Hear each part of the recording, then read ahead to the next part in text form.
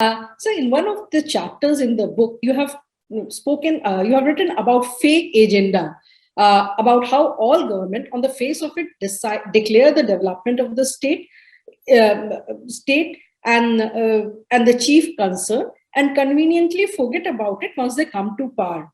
So how easy or difficult do you think it would be for Yogi Adityanath government to fall into the fake agenda trap? Oh, again, all your questions are very good. This will be a challenge. I'm saying it very bluntly. I know a lot of people may not like it. This will be a challenge because your prime minister's pitch has actually been that we have developed the state. Now, 37 years later, you get a government repeated. This only happened in the peak of Congress era. It never happened in UP again. I've also mentioned in the book how till Mayawati's first term in 2007, no chief minister ever completed a full term in office.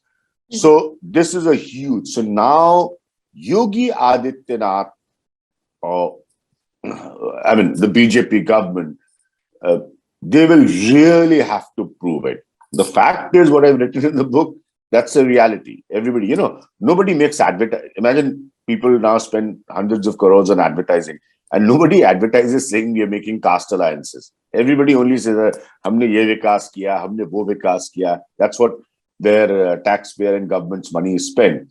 But this surely will be a challenge, and the chief minister of the state now will have to, because there's 2024 coming.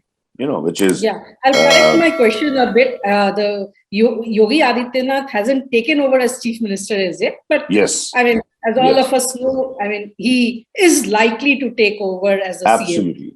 Absolutely. Yeah, that's... In fact, I was a little hesitant because technically you correct, I haven't taken over as the chief minister yet. But the point is very simple. So they've done that. They've done the Hindutva and the Vikas balance in this election. There's no doubt about that.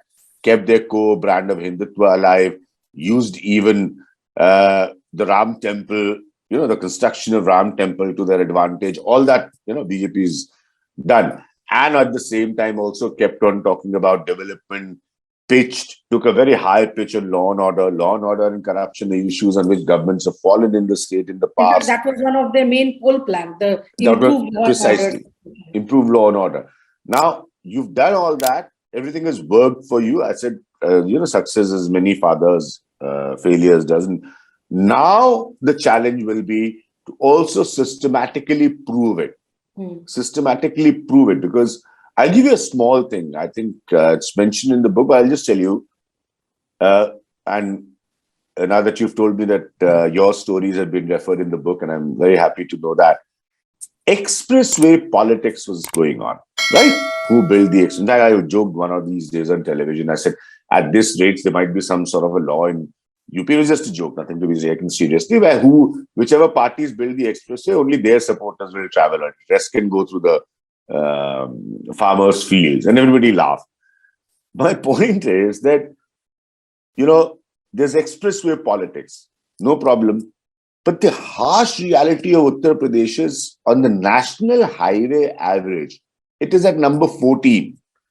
So imagine how much more needs to be done.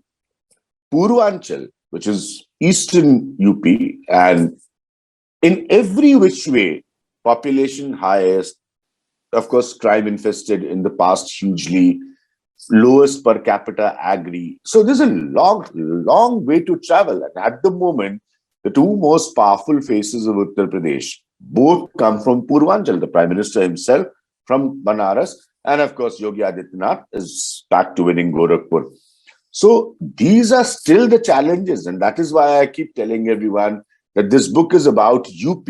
And I've tried to deal it in the manner that it lasts for much longer, to see a lot of these corrections that can be made. It is not that changes haven't happened, but it's a long way still to go, in my opinion.